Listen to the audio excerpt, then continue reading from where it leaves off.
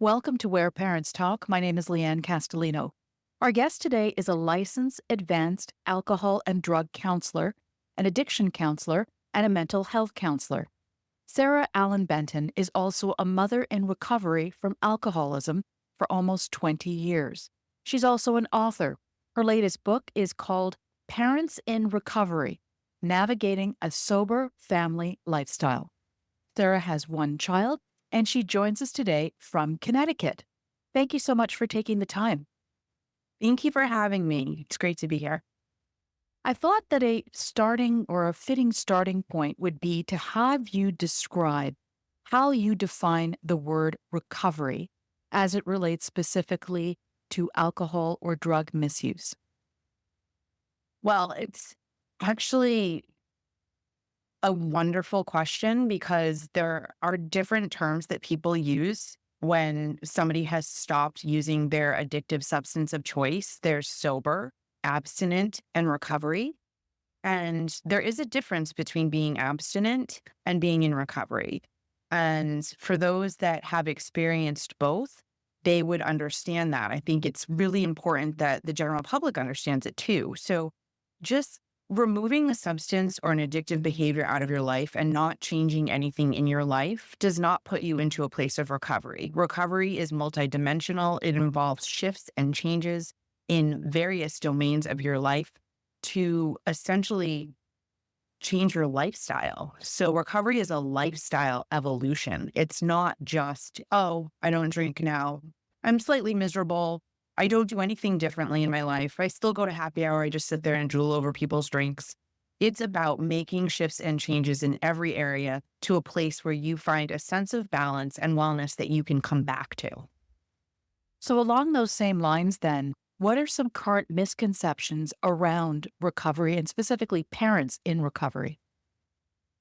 I think that there can be a misconception that once you have a certain amount of years that you have been sober from a substance, or when you are in a position of responsibility, like a parent, that automatically you're sort of snapped into this, position of maturity, or that you phase out.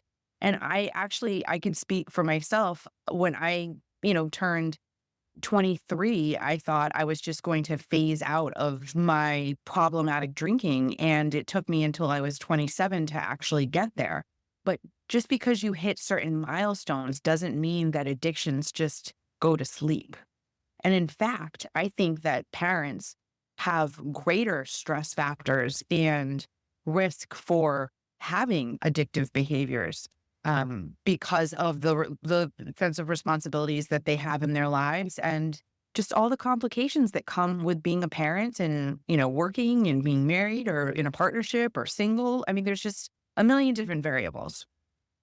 So, Sarah, take us through a little bit more of your personal story, of your journey through this to the point where you are now in recovery. Help us understand sort of what you went through and sort of the mindset that you were in while you were going through it. It's interesting to go back in time. I was a high functioning alcoholic, and I think a lot of people can relate to that. I actually had written my first book on high functioning alcoholics because I was so fascinated with and confused and baffled by that profile. So when I started drinking at the age of 14, I began with problematic drinking in the sense that I blacked out. I did not have control over how much I drank from a young age. I was binge drinking. It was something that other people were doing around me. So I think I was like a chameleon, and I fit in that sense. It was like, not that I stood out as a sore thumb. I also got really good grades.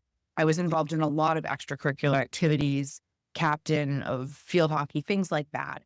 And I was relatively happy. I was a happy kid, and I'm always, and I'm a therapist. So I'm always looking for like, what was the deep, dark secret? And why are you an alcoholic? And sometimes the answer is because your brain is wired that way. I continued on into my life. I went to college. I went to college in Colorado, and it was quite a party school. But again, I chose that. It didn't make me into the drinker I was. I was going in there fully loaded. So I got a lot of rules. I think that's one of the pieces of compartmentalization that goes on for higher functioning individuals is that there's rules we set for ourselves. Like, I'm not going to go out before I have a test, or I'm not going to miss classes. I'm certainly not going to not show up for things because that would mean I have some kind of a problem. And so, because my grades were good, I had a lot of friends, I would apologize and take responsibility for my mishaps of the night before. I felt that I had a clear slate and that I was okay. I also thought it was a phase. I truly believed that I was having fun, I was young, and I was enjoying my life. But what happened is when I turned 23, I was living in Los Angeles doing television production, so it's always fun to be on in media. But I thought that I was going to wake up at the age of 23 and be cured. I really believed that I was going to phase out. And I think that's also kind of tying into that idea of, well, I'm a parent and I'm mature now. There's many things that go with us from phase to phase. So I tried for 4 years to control my drinking, and it was baffling for me. I am goal oriented. I'm very organized. When I put my mind to something, I do it. And I just couldn't get a handle on how much I drank. So I could control the, I could take 3 months off or 6 months off. But when I did reintroduce alcohol into my life, I couldn't control my intake. And that was very perplexing to myself and to people that were around me as well. Oftentimes people think an alcoholic or a drug addict is a homeless person on the street. And I really didn't look like that, act like that. But I could have been that if I didn't have, certain supports in place. I just happen to have certain things in my corner. But the point is that societally, it's confusing. And that's part of why my first work was around uncovering that subtype of alcoholic. So I moved on in my life, and I got sober at 27. And I knew that in order to have the life I wanted, I was going to need to take alcohol out of my life, even though I didn't want to. I really wanted to keep it in my life and tried for 4 years to do anything. Moderation management. I tried everything you can think of: exercise, deep breathing, meditation before I went out. Like, you name it, I did it. But if you have to control something, it's out of control. So fast forward, I ended up getting into, I was sober, and then I got into recovery. It took time. I was not feeling well for, mentally, my mind and body were out of alignment. It took me time to get everything sort of synced up. And I ended up meeting somebody else in recovery. We got married, and I had my daughter when I was 35. So I had years of recovery under my belt by the time I had a child. And I have to say, part of what went into my writing this book was that I found that having a child was one of the greatest challenges for me in recovery, because for so many years, I was able to rotate my life around, you know, self-care, recovery meetings, things like that. And I didn't have this other entity in my life and other being that was so dependent on me. And once that happened, it really threw a loop into my rhythm of my recovery and of my sleep and my nervous system and mental health and all of that. So I found the interviews I had with other parents and my own story that for some people it had, different effects. But for me, it was a very huge shift and a lifestyle change again in my recovery.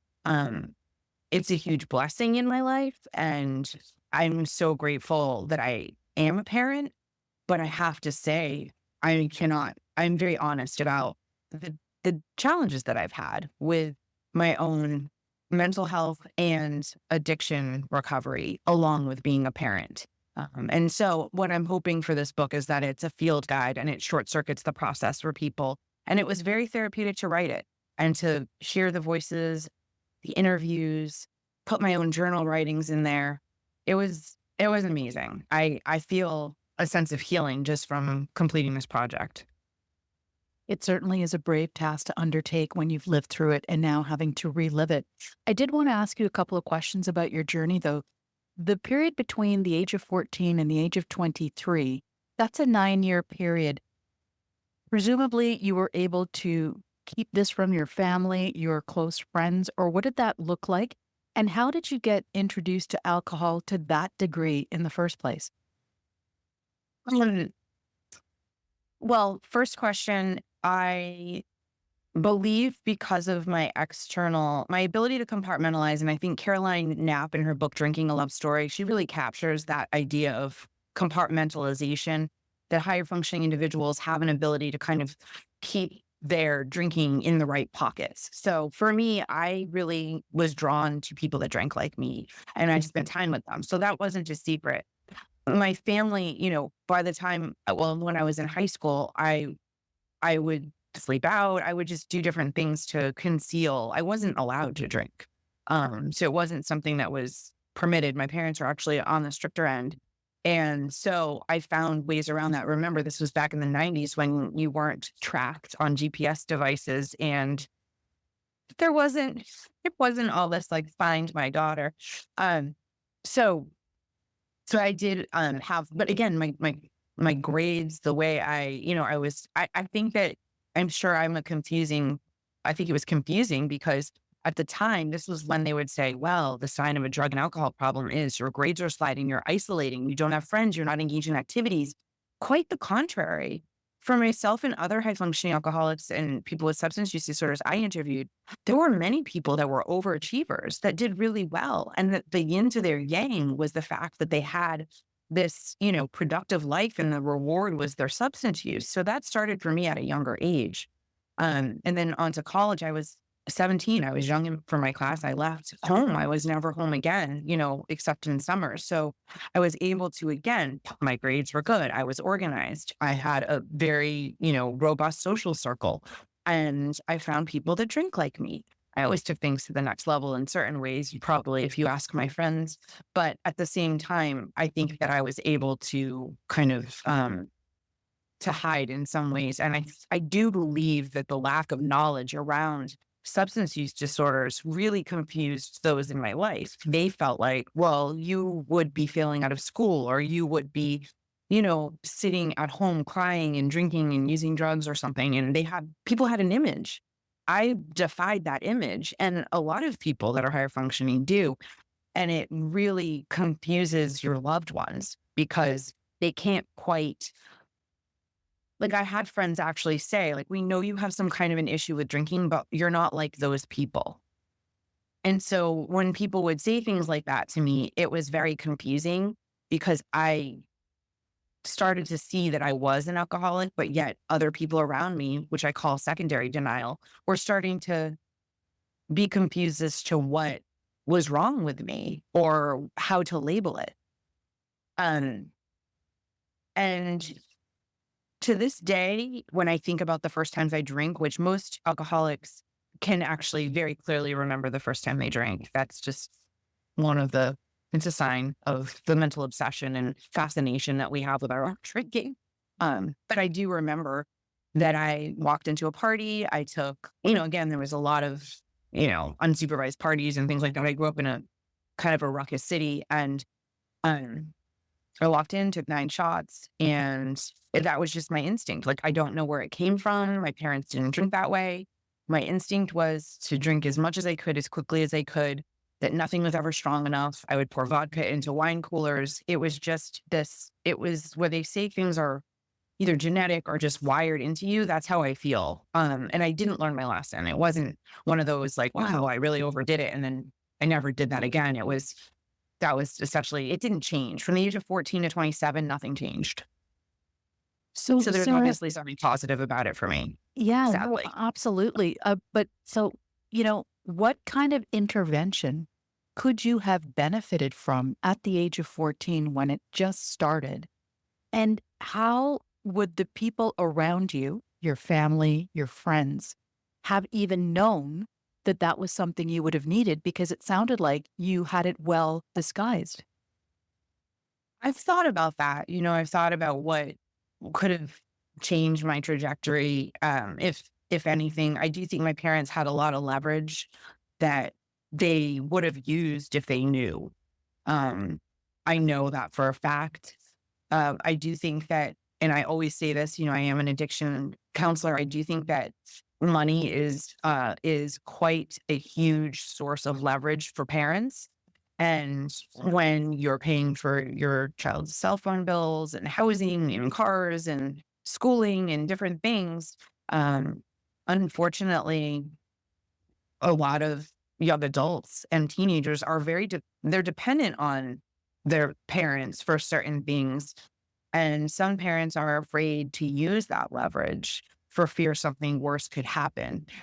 So I do think that my parents, I don't think it could be done differently because they didn't know what they didn't know. But if they did know, I do think they would have probably leveraged in certain ways. I probably wouldn't have been at the college I was at. I would have had a lot of losses that would have been significant to me. But I really struggled to see myself at that time as having an addiction because I was just a social partier in my eyes. I couldn't at all. I mean, and I spent time with people that were acting just the same way as me, particularly the boys. And the men, now men. And, I've been really grateful because I've had a lot of people from my past come forward and ask for help and reach out for support. And it's been really, really powerful to know that I'm not alone on my recovery journey. And some of us that, maybe overdid it when we were younger are now in a different place in our lives. You talked about 8 shots on that first day. Curious as to what intake looked like for you on an average, outing or an average day, and how many times a day, just to kind of paint a picture of what that looked like at that time. It never really changed. I can honestly say my drinking never really changed. So when I did, yeah, I didn't drink to, how a lot of people will say I started off like this. But when I stopped at 27, my drinking looked the same as it did at 14. So it was essentially hard alcohol. I never drank beer. It, I didn't count and I was a blackout drinker. So I wouldn't know the number of drinks. It was all an estimate. Like in my estimation, I would probably average 15 or so drinks, but in a pretty short amount of time. And then I'd continue drinking when I wasn't aware of it. There's a really good book on the topic of blackouts by Sarah Havola called Blackout. It's very confusing to people that haven't had a blackout, but it's something that is both found scary, but for those that experience it, it's all I knew. When I drank, I thought if like you drank too much, I thought that that's what would happen to you. There was some part of it that I like enjoyed because there's an anesthetized part of it. And also an excitement to kind of not knowing where the night will take you. So there was a little bit of adventure and rebellion to it. But at the same time, when I tried to stop blacking out, I couldn't. I couldn't control my intake. And so my consumption was always hard alcohol, and it was always I'm a binge drinker, so I didn't drink during the day ever. I didn't enjoy it. It made me feel weird. I really only drank towards the evening, and it was very social. I never ever drank alone. I always found somebody that wanted to go out, and I didn't usually stay at home. I was usually out and about, which made it more dangerous, to be honest. I think I would have been safer had been home. So, what happened then in your early to mid 20s? Like, what was the tipping point that led you to say, look, I have to address this and I have to be active about how I'm addressing it? It definitely was a data collection process for me. It started at the age of 23 and I would say went 4 years. So it started with my 23rd birthday. I included some of my journal entries actually into my first and second book, which I think is helpful to personalize the topic a little bit. And I had written a letter to myself on my 23rd birthday that my gift to myself was 6 months, that I wasn't going to drink and I was going to try to reset myself so that I could fix myself and become a normal drinker. And after that, when I didn't feel well, I honestly needed support during that time. I didn't know it was because I had an alcohol problem. I just didn't know why. I thought my nervous system was off, my stomach hurt, I had anxiety. I didn't put it all together, and no healthcare professional did either. So when I started resuming drinking, I was back to my old habits and I felt better. Again, I wasn't a daily drinker. I probably drank twice a week, maybe.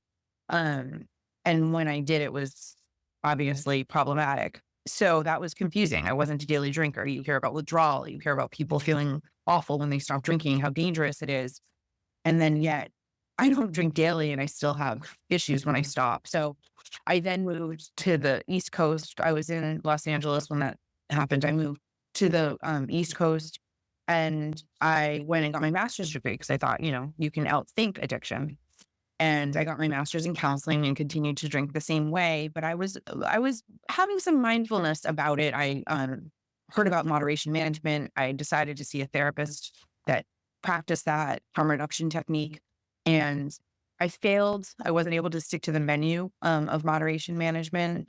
But at the same time, it helped me write and track and get data. And I tried all these different techniques of exercising before I went out, drinking water in between drinks, drinking things I didn't like beer, and nothing would. Once I had a drink, that's when the problem happened. So, there's sayings like, if you, what is it? You won't, if you don't have the first drink, you won't get drunk. And it's kind of seemingly stupid and simple, but that the truth for me is I don't have a problem when I don't have one, right? Like once I have one, all bets are off. And it took so long to figure that out because I kept thinking, I'll just do all these tricks.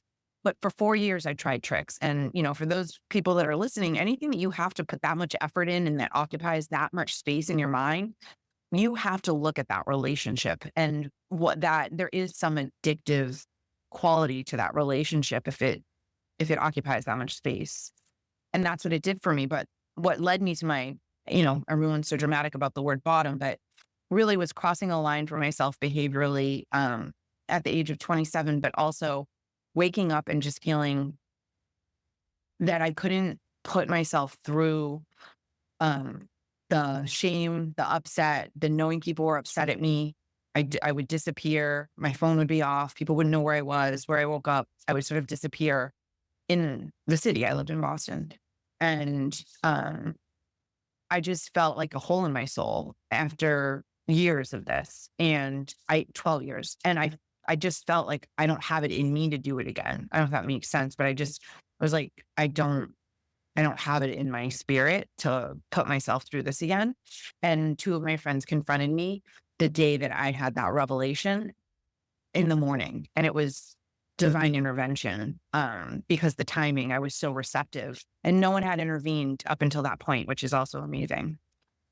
Called my mother, I confessed. She already kind of knew, but at that point she said, "You're an alcoholic." And hearing it from my mom was really powerful. I went and got help from a medical doctor, and then I went and got an evaluation. And yeah, so that's kind of how it happened, but it took years to conclude it. And that's the part I think of this disease that's so insidious is that very intelligent people can sit there and outdumb themselves because the overthinking process is actually indicative of addictive behaviors. It's actually really simple. If you can't control it, and if you're drinking and you're doing things that are beyond your control when you're drinking, you should stop drinking. But the problem is your addiction doesn't want you to stop. So that's the kind of angel and devil on your shoulder that go back and forth. And it's powerful. So, the other part of your story that's so interesting, but not unusual, I would say, is that while all this was going on, you pursued a career in this field as a counselor, in an addictions counselor, alcohol counselor, etc. Was that intentional? And was that helpful or a hindrance to you? It was somewhat subconsciously intentional in the sense that I did think that I could maybe fix myself. Um, but I don't think I exactly knew what was wrong. The suggestion of moderation management came up in one of my graduate school classes, and that's how I got that referral to that therapist. So it was interesting what I learned. You can't educate yourself out of addiction. I mean, that would be wonderful if we could read books and stop, right? But I think what happened for me is that I was working in television production, and when I moved back to the East Coast, when I knew I wanted something, I wanted to help people. And so it's interesting, I'm still in the field right today. So even though I was in an active addiction at that time, I knew myself pretty well in some ways. And I needed to change into something that had more meaning, to a field that had more meaning. But I do think there was also an intention of trying to fix this restlessness and this confusion I had around my relationship with substances, or mainly alcohol. I mean, I meant alcohol. Yeah. So you are clearly a parent in recovery and have Yes. been for the last almost 20 years, as we talked about. What have been the keys for you And just for others, in terms of what you learned in the course of researching your book, etc., what are the keys to long-term recovery, maintaining and sustaining it? Well, I would say the best suggestion I ever got was the key is recommitting, meaning that you never do your recovery perfectly. There's always some area that you could beef up. There's always, oh, I could be, pursuing spiritual practice more. I could be going to more meetings. I could be talking to more people, like more sober peers. Like there's always more you could be doing. I mean, that's the case with kind of everything. Um, but it's that you have the ability to examine the different areas of your recovery and take an honest look and say, I really need to go and connect with some sober people, or I really need some time alone, or I really need to foster a deeper spiritual connection. Like it's the ability to step back and make a shift and a change, not to do it perfectly the whole time. That's absolutely unrealistic, has never been done. And it has led people to relapse because they've sat there, they felt shame for whatever reason that they just let go of, themselves, their recovery, their sense of balance. And then they just get a case of the efforts and they're just, it's, off to the races. And that's really the key is the recommitting, not the perfection. So to me, that's the best, the best advice that I've been able to share with anybody, and that I received. Sarah, take us through, if you could, your goal in writing Parents in Recovery. My goal is to have organized essentially a guide for parents who are in recovery, either after they became parents, before they became parents, they got sober, a combination of both. Maybe they relapsed as a parent. It really doesn't matter. This book is for everybody. But I really wanted to consolidate all of the wisdom I could. There's over 400 years of recovery represented through the interviews that I did. And I wanted to consolidate this information into a guide essentially for parents that they could use and normalize some of their own struggles, challenges, but also find solution at the end of each chapter. So that for me was, we had all, everyone I interviewed, we'd all kind of muddled our way through and figured it out. And there were different recovery paths, but why not have something that helps people to synthesize the process or to know what to expect or to forgive themselves that they're struggling with certain things that a million parents before them have struggled with as well. I also thought it was interesting to do some points of comparison, one around research, but also I did kind of a control group where I interviewed parents who are not in recovery. And it was very interesting for me. And I do quote them, not quote direct, but I also had sort of percentages. And I noticed some differences actually between parents in recovery and parents not in recovery, just in terms of different concerns, worries, priorities around self-care, relationships to substances, stress management. So that was very interesting too. It was talking to parents in general. That was quite educational for me. Yeah. Now, you've got a 12-year-old daughter. You mentioned that your husband is somebody that you met in recovery. What is your level of concern around your daughter being exposed to alcohol, given that background and context? And also, how has your journey and everything you've been through impacted the way that you parent? It actually hugely impacts, and this is back to that concept of recovery as a lifestyle. My daughter's entire life is affected by my husband and my recovery because we live our lives in a certain way because of our past addictions. And so the antithesis of that has been being proactive about self-care, about downtime, about overscheduling, about, going to see a therapist ahead of time, about talking about our feelings, um, about coping skills, things that are not learned in school, about, emotion regulation, about all of these things that we realize that we learned in recovery, but that maybe should have been taught prior to that, right? So there's a lot of things that my daughter could probably talk to you about actually that she's learned from us. She didn't always know why we didn't drink. she didn't know the reason. She's always known we didn't, and it wasn't in our lives or our home. But as of about a year ago, when I started writing this book, I did have a conversation with her about the reason that I don't drink. And it was a really powerful conversation. It was something I'd put off until I felt that she was emotionally ready to understand what addiction is. And I felt that she was at that time ready to understand it from other her own experience around using a phone too much. She was able to liken that to an addictive behavior. And I realized she kind of gets this concept. And I think that she's ready because different parents tell their children at different times. So it impacts my parenting also in a way that my daughter understands without question when I've had when I'm saying no to plans, when I'm saying I just need I'm when I just need downtime, it's just baked into the way that I live. Like I don't give of myself to such a point as a parent where I collapse. I can't. I don't have that luxury. The risks are too great for me. And so I try to head things off. Of course, everybody has crazy weeks, but it needs to be countered at some point with recovery, self-care, coping, talking to somebody. Like it has to be countered. It can't just go on and on and on. So, Sarah, along those lines, then, I mean, obviously, binge drinking is still an issue in society today.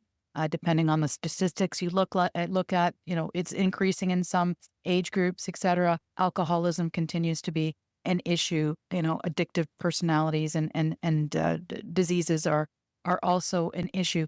What can you say to a parent, whether they have a child who is exposed to alcohol or not, about being proactive so that Mhm. potentially they never have to deal with, some of the things that you had to endure?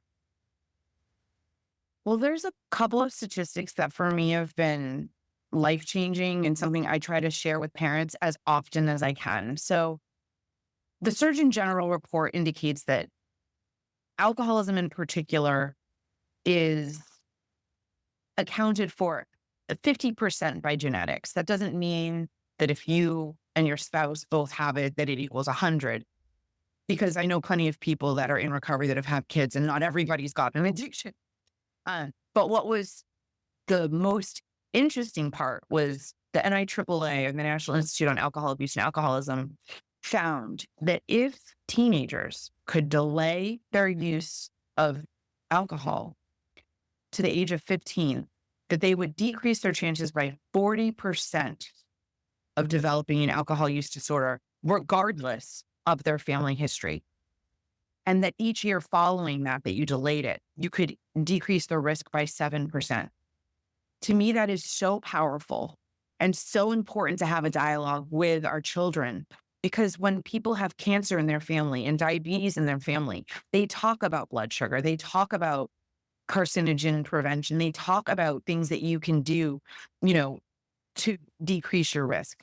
So I have to have that same discussion from a almost medical perspective with my daughter around it. And I think that it's really important that the delayed onset of the drinking is so influential. And if I go back in time and think about all the meetings I've sat in for self-help groups, the clients that I've done assessments on, most people who have an alcohol use disorder or substance use disorder started use at the age of 13 or 14. Most of my friends that started in college around 18 phased out. That statistic is real. I've seen it in my life, and I've seen it personally. I did start when I was 14. So again, does that solve everything? No. But what are the incentives that we can give to our children to delay use? If genetically your child is loaded, the only chance that they have to be a possibly normal drinker in their lives is possibly through delayed onset of use. And so I think that there's a context to speak to our children about it from the facts of it, and not from a never drink the rest of your life, because I don't think that's realistic. And I wouldn't expect that of my child, even if that's her personal choice, that's fine, but I wouldn't expect that. But at least to have that awareness around how you could give yourself a better shot at not developing an addiction. I think the other component of it is that we underestimate the powers of cell phones, of, the work of Anne Lemke, Dopamine Nation, the work of the movie The Social Dilemma. The fact that our cell phones are dopamine producing agents and there's a lot of things in our society that prime for addiction. And so there is a connection between cell phone usage, not just calling on the phone and FaceTime and texting, but more of the very high stimulation apps that our children are using and video games. Those things can really prime children that have addiction in their family or addictive, possibly impulsive personalities. And it's really important to catch those children and to try to work with them and talk with them about the connection between all of those pieces. So I don't think just talking about substances is the full solution. I also think talking about how to manage your mood and emotions and teaching them coping skills, it's all part of it. So much important information that you've shared for parents, children, and families to consider. Sarah Allen Benton, author of Parents in Recovery. Really appreciate your time and your insight today. Thank you so much. Thank you so much for your very thoughtful questions.